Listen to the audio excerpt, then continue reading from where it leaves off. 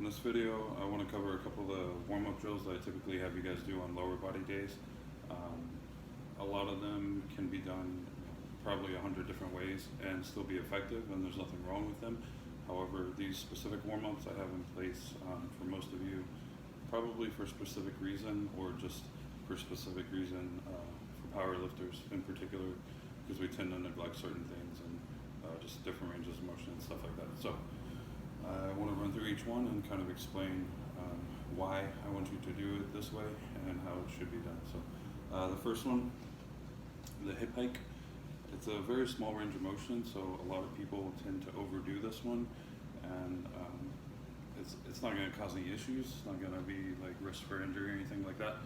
But each movement is put in place for a specific reason, and once you start reaching past that, it's just kind of wasted energy at that point. So what we're looking for here, I'm using a yoga block, which is not the most stable surface, but it was the easiest thing I could find right now. So I do suggest a solid surface, at least a couple inches off the floor. It doesn't have to be a big step or anything like that, but all we're going to do is the side that's being supported, you're going to sink into that hip, kind of let it come out a little bit lateral, and then using these glute and hip muscles, we're just going to come back to neutral.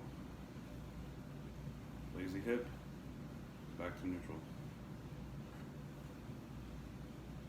And at first it doesn't really feel like much, but eventually after you work through enough, you should feel some activity going on through here. So that's a hip hike. Next one, your split squats. So this is not the most ideal surface, but I'm going to make it work. So for the front elevated, the intended purpose here basically is ankle and hip mobilization.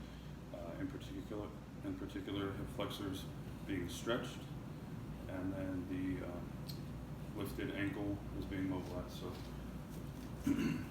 what I'm looking for here, probably better with a little bit lower surface, but we're just going to lean as hard as we can into that front ankle, keeping this back leg straight, really focusing on the stretch of the back leg through the hip flexors, and then back up. Lean in hard, as straight as possible, and then back up. And each one, try and really push for a little bit more and more on each rep from that front ankle. For the rear elevated, this one's a bit of a tough one for some people to focus on. Engaging hip flexors of that back leg. If we get the platform or whatever it is too high in the back, you're not really going to be able to pull. But what I'm looking for is pushing. Pushing is not good work because you're going to end up using a lot of quad. I want to think about pulling this back leg from hip flexors. So I'm kind of pushing down onto that surface, pulling these hip flexors tight, and then just squatting through that. So you should have isometric tension in those hip flexors the entire time. Banded lateral lunge, a lot of people tend to mess up the direction. So band is going to be directly out to the side that I'm going to lunge toward, so that whenever I go to stand up,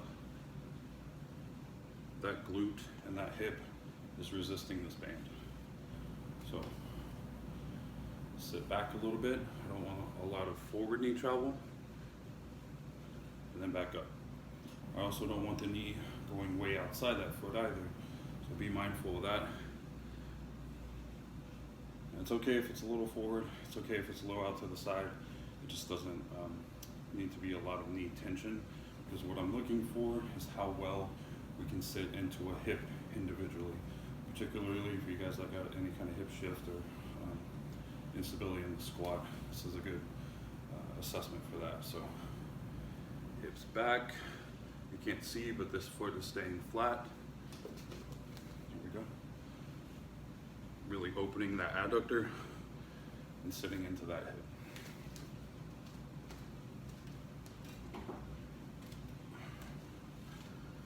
All right, so that's an explanation on a couple of those warm-ups, why they're there and how they're supposed to be done. So hopefully that helps enlighten you guys a little.